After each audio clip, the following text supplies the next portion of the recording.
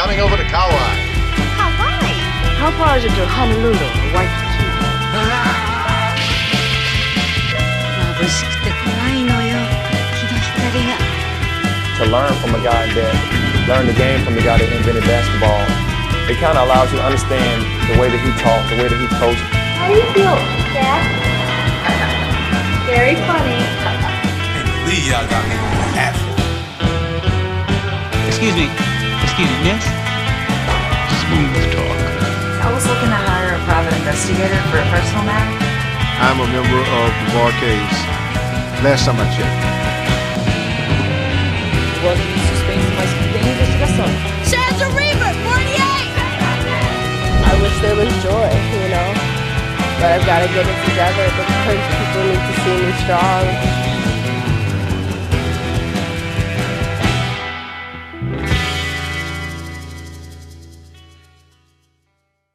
It's nice to see you, and yeah, it's been ages. Is it possible the last time I ran into you was in Industry City?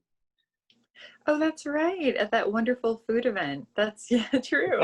You think that was it? That might have been I think that was probably it. Yeah, because I think I moved from New York soon after that. Oh. So yeah, I'm in LA. I've been here for a while. Right. Okay. I think I saw something to that effect. That would have been about, I think, 2 or 3 summers ago. Maybe. Yeah, that sounds right. You know, that might have been, I might have been there visiting. I've been here for 3 years at least. So I might have been there visiting then. Yeah.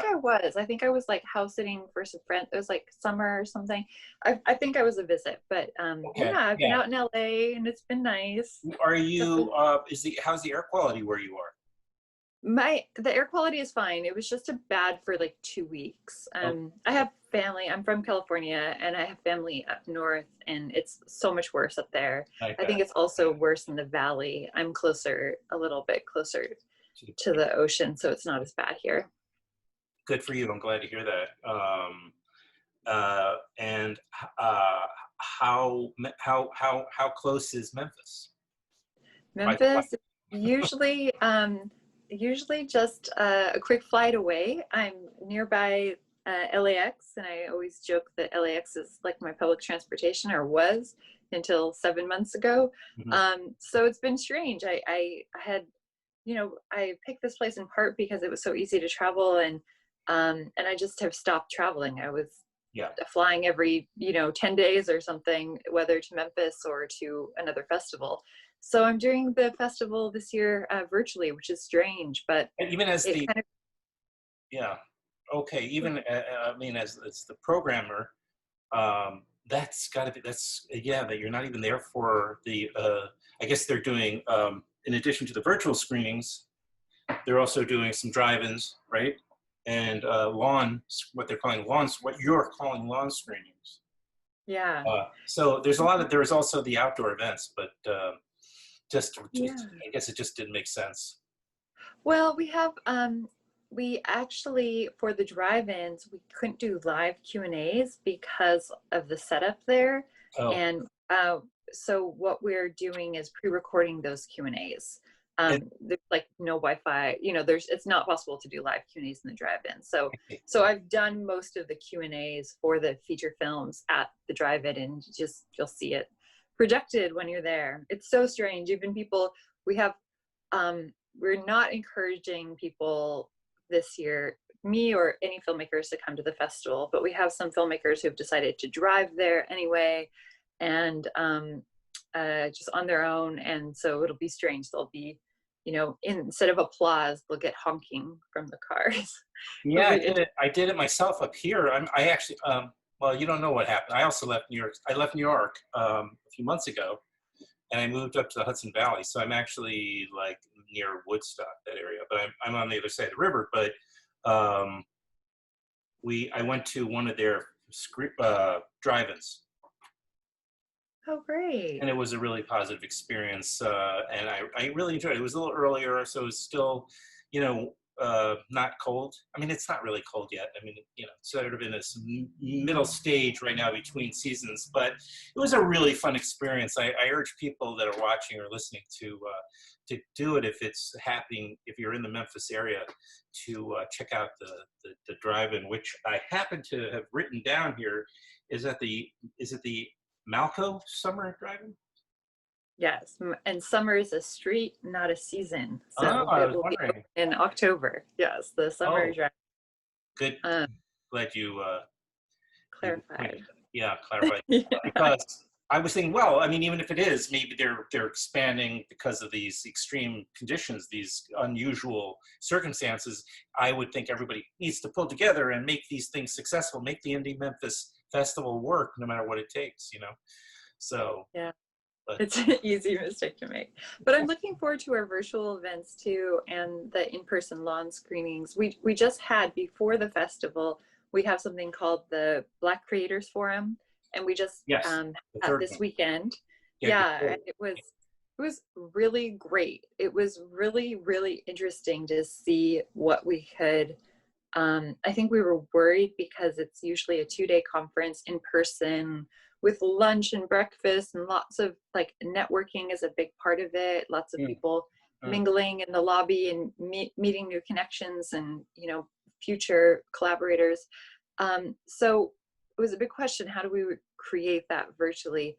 But there were definitely advantages. We did a lot of breakout rooms, and so people were forced to meet people that they might not have otherwise, and some really great connections happened that way. And of course, we could be international in a way that we hadn't before. We had people tuning in from Korea, Africa, England, all at the same time. It was really amazing. And the other thing that was interesting for this particular event was because we had lots of mixing and mingling in breakout rooms. Breakout, by the way, for the I don't know if everybody's familiar with it. I mean, everybody seems to Zoom around the clock these days, but you can actually create little sessions like this that are private, but they're still connected to a larger Zoom session, shall we say. Yeah, we even figured out a way for them to kind of choose which room they wanted to go in and hop in and out of rooms and come back into the main room where there was music. So there was lots of socializing still. And then in the chat rooms, in the chat bars for these panels and talks we had, the conversation was all among friends, all people who had just met each other. So it was I definitely am seeing some of the advantages of doing things virtually. Good. Making lemonade is a good thing. Right? Yes. I mean, I think that's the way a lot of people are finding it. I mean, I think this is certainly this season, this festival, or everything one is doing as a film festival organization or society.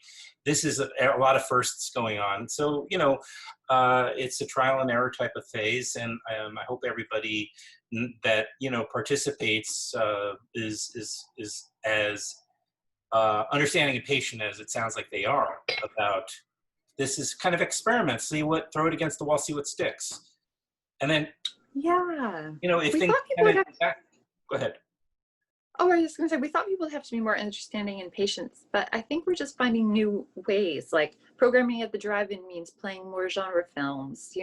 Doing things in person means doing a screening by the Mississippi River just after dark instead of in a multiplex.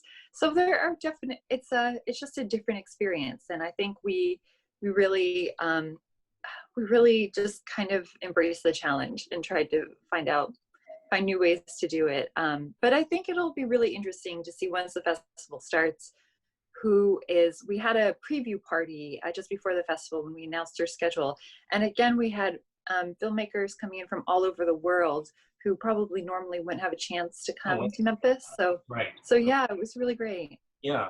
And also, if in the coming year, maybe 2021 or worst case scenario 22, where there's things have kind of been figured out to some extent. Not writing on that, but and we, let's say, return to, let's say, theaters or something like that, or what we're accustomed to by, conventional film festival, we have all these new, we have a bigger toolbox, we have a bigger palette, right? Yes. Which is really cool, Exactly. right?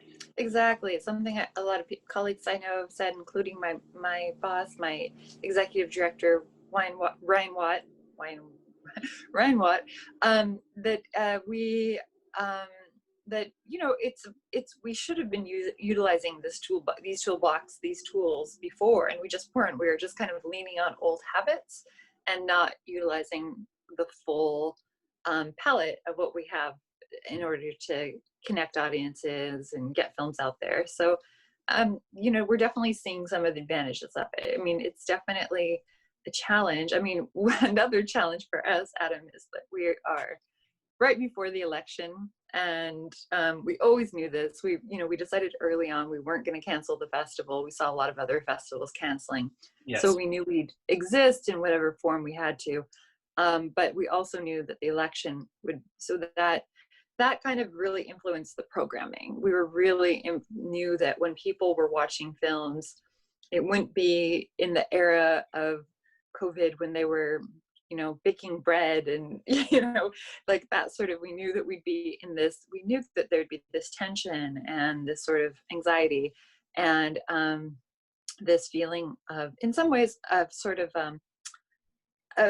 some helplessness, like, we can vote, we can do what we can, but on some level that it can be a little overwhelming. So a lot of our programming is about different ways to engage politically. So that really kind of informed some of our films.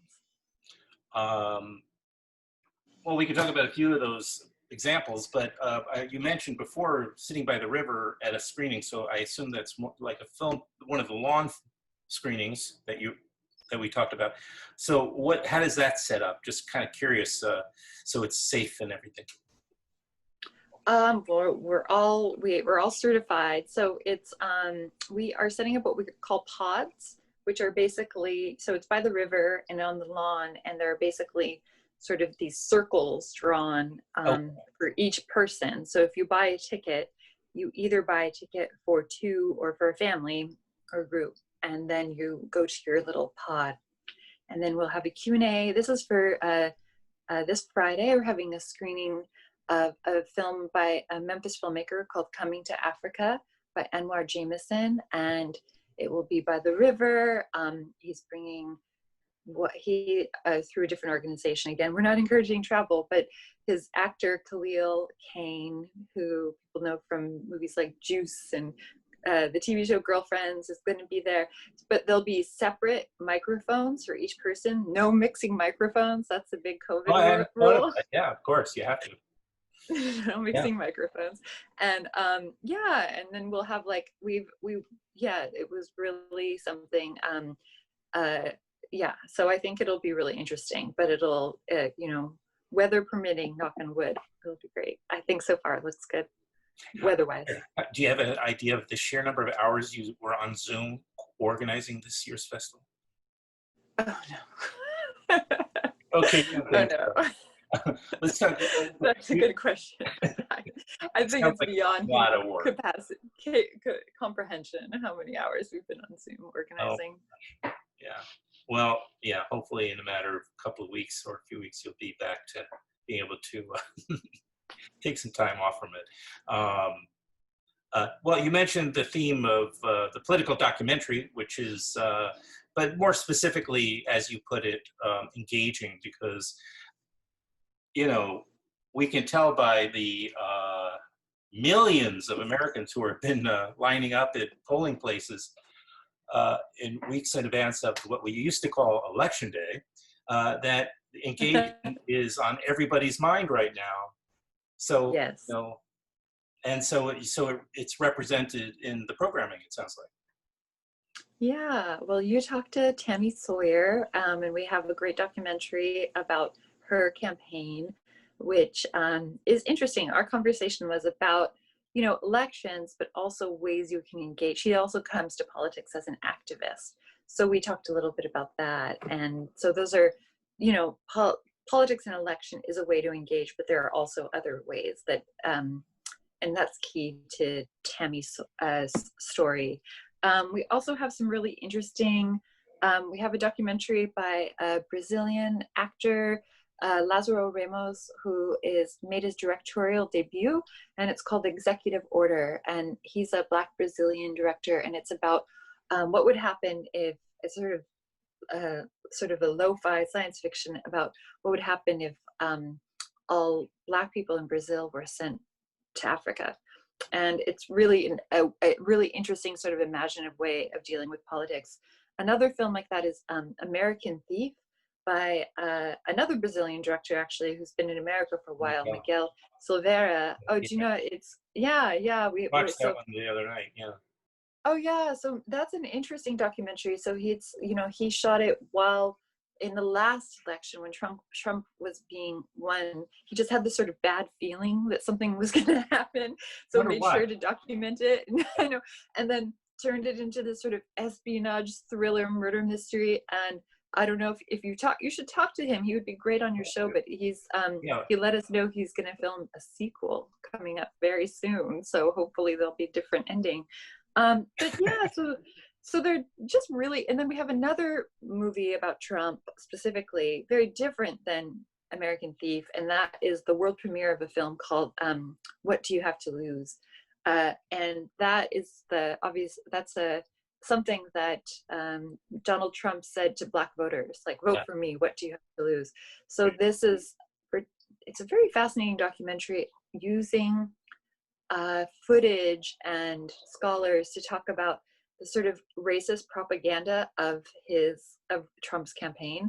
It's something that we know about, but to be able to see it kind of collaged and compiled and analyzed this way, absolutely fascinating and important. And we're so thrilled to do the world premiere of it.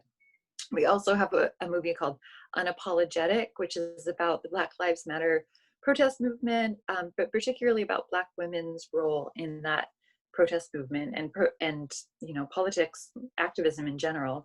And I have to look at my cheat sheet to see the other politics. You want to mention who directed that, or who directed that? Trimiko Melanson. Sorry, Trimiko Melanson. She's that's who directed What Do You Have to Lose? She's a professor at Rhodes in Memphis. So we've had a connection with her, and that's we're so honored.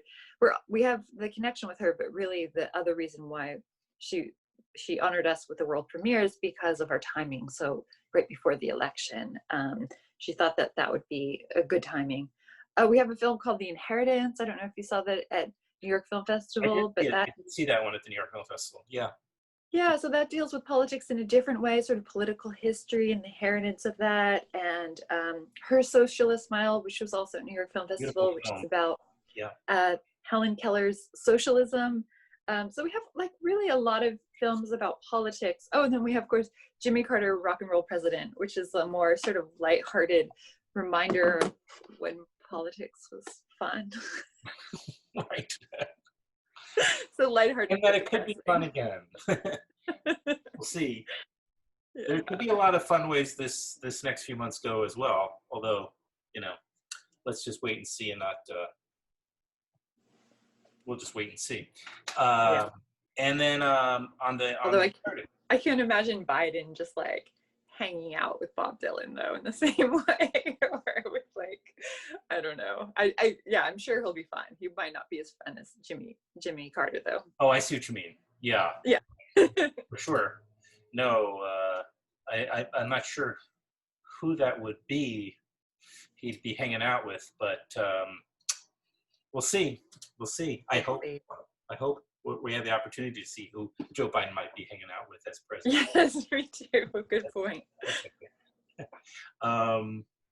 And did you want to mention any of the narrative films? I mean, I know there's plenty of shorts, of course, as there always are.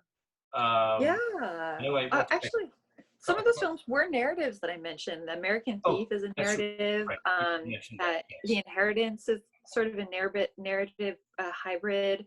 So that's what I mean about films that engage in politics in different ways, not just documentaries, but in sort of fictional ways that Executive Order is a narrative. We also have a film called I Blame Society by Gillian Horvat that is so funny and dark and twisted. Very and dark. great. That's one of your genre films. Yeah.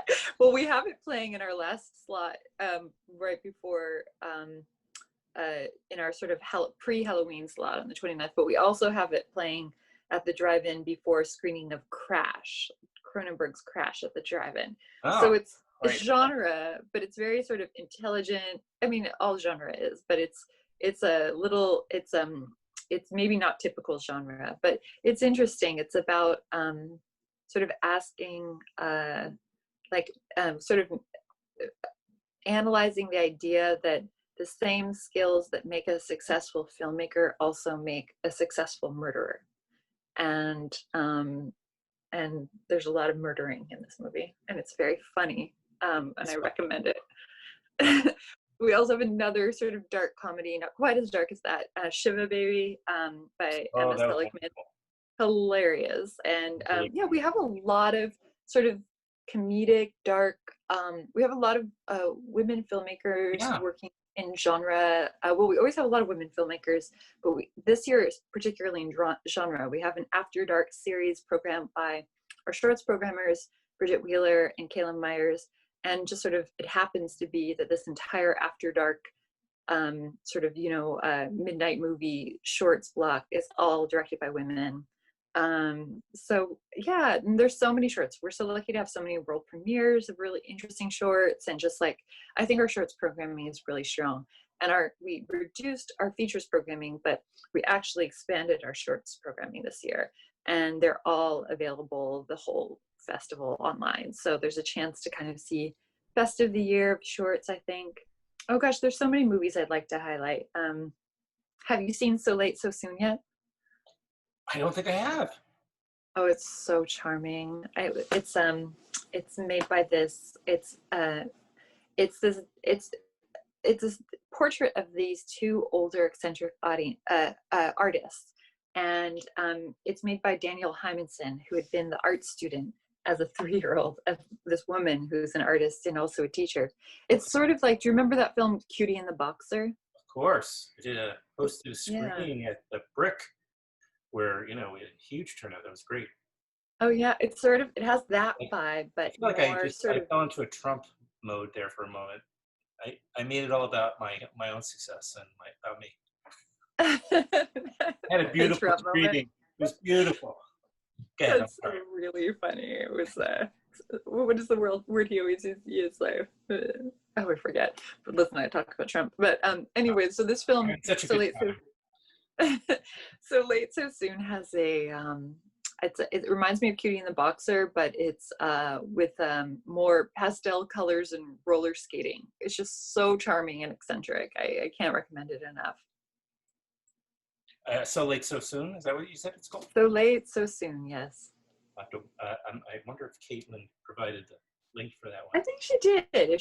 I'm sure if she didn't, we can, but I think she did. Yeah. Yeah, catch up with that one, because it's really a charmer. Absolutely. I think. Looking forward to it. And then there's also another film I'd love to highlight by a Memphis filmmaker called The Hub.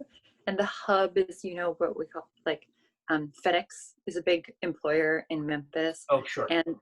And this is it's not about FedEx, but it's really this, it's a hybrid doc.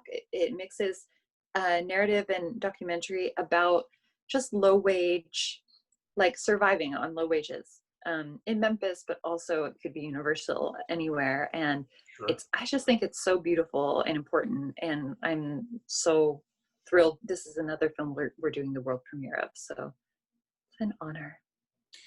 Great. It's definitely a festival that taps the filmmaking community. It's clear. It's you put your money where your mouth is. It's not there's a percentage of, I notice, of the programming that's devoted to what the general films that are on the circuit that year, but you also obviously make a real effort to engage with the local filmmaking community, which is that's why I wanted to have Lauren Reddy, who directed the documentary we were talking about before with Tammy Sawyer, called "We Can't Wait." Yes. Yeah, I'm glad you had her. Yeah, we do have a lot of Memphis filmmakers. We have a really growing Memphis film community. I mean, there's always been a strong one, but I think it's growing and we try to support them. And like this event we just had, the Black Creators Forum, it's international, but there's so many strong Memphis filmmakers. Lawrence Matthews, who I just mentioned, who did the Hub, led a really interesting discussion about Black masculinity in film. His film is really focuses on Black men. Really, yeah, so I feel really lucky to work with them. And then, you know, we're also really lucky because I think what's happening is as we kind of have our own thing going on at IndieMemphis, like it's these sort of fun, subversive films, these slightly political films, these people are starting to get whatever that vibe is and submit to us. So it's getting really easier to find films. I think a lot of festivals, you know, play the same films that are on the circuit, and we get a lot of films that are submitting because they think that that we'll share values and a vibe, and it's just, we find a lot of great films that way. But it sounds like you also have to, in order to achieve what you're doing in this sort of blend or what have you, is that you are making you have relationships with local film schools and other, I guess, arts and media organizations in order to, so they're on your purview, right? I mean, they're how else would you find these films that are just being made even locally if you don't have the relationships, right? Well, we actually are one of those local film groups. There aren't really, we do work with the local universities that have film departments, but really we have a lot of artist support programs ourselves. We have a lot of, we give a lot of money and support and programs, and so we're sort of like, we even have a youth program. So we're really kind of supporting filmmakers and seeing them through, and hopefully seeing more feature filmmakers through and supporting. I think the last time I talked to you, Adam, on your show was for La Di Da Film Festival. I think it was. That's a long time ago. That's got to be close to 9 years or something. Something like that, 8 or 9 years. I think 2012 or something like that. Yeah. The early episode, a very early episode, if you can believe it. Yeah. Still going on and on. And, different festival, but there was a Memphis connection to that festival too. You tell. Yeah, Kentucker Oddly was really helping a lot with getting that festival together. And now my boss is someone who used to produce Kentucker Oddly's movies in Memphis. Isn't that funny? Oh, it is, yeah. Yeah, I still enjoy seeing him pop up in films here and there. I just saw him in something, and I was like, took me a minute to realize who he was, even though his name was in the credits. Still took me a moment. Everybody's grown up so much. I guess, yeah. Did you see him in Amy's new movie? Amy Simons? Oh, yeah, that's what it was. That's what it was. Yeah. Oh, I had her on, and yeah, that's what it was. That's the film. Yeah. Well, we should mention, I don't know if I did, but of course I will in my posting, but it's the festival. IndieMemphis runs from the 21st of October through the 29th. That's right, yeah. Tickets are available now. Badges are available now. Badges, I assume, are just for virtual screenings that you'd have to buy individual tickets for the public screenings, or rather the live events? No, we have passes for those too. We have passes for virtual and then also passes for in-person. For in-person, we have either dual passes, which get you a pot of 2, or group passes, which get you a bigger pot of up to 8. Okay. That would, I see that could work, even if like in the drive-ins that I've been talking to people about drive-ins, is they'll need to know exact numbers because there's a capacity issue. I didn't know if that was the case. Yeah, but we do passes for our film. So, you know, we can sell up to a limit and we can still sell tickets that way. And I think what you do with a pass, it's not unlimited. You have up to a certain amount and you have to reserve them. But yeah, pass sales have been strong. It'll be really interesting to see. Hopefully we'll get some, like with the Black Creators Forum, we'll get some international engagement with some of our events. Oh, can I mention something else I'd love to plug? We just released our merch, and we have IndieMemphis Film Festival T-shirts, which are great, and we also have Black Creators Forum t-shirts, including one that's a collaboration with The Future of Film is Female. And our t-shirt says the future of film is Black women. And you can get that at IndieMemphis.org and wear it on your chest. And you can get the passes and tickets at the same email address, the same website address as well. That's it. But I have no doubt you'll pull this off, Miriam, and it'll be a success. I have no doubt. And I hope that we can both be there in person in 2021. Yeah, we'd love to have you there. You got to come to Memphis. Yeah. It's been a long time since I was in Memphis, but I have been. Oh, good. Oh, good. It's a wonderful city, a magical city. Right on the Mississippi. Yeah, beautiful. Well, so nice talking with you, Adam. Same, Miriam. We'll do it again soon. We don't have to wait another 8-9 years. Yeah. All right.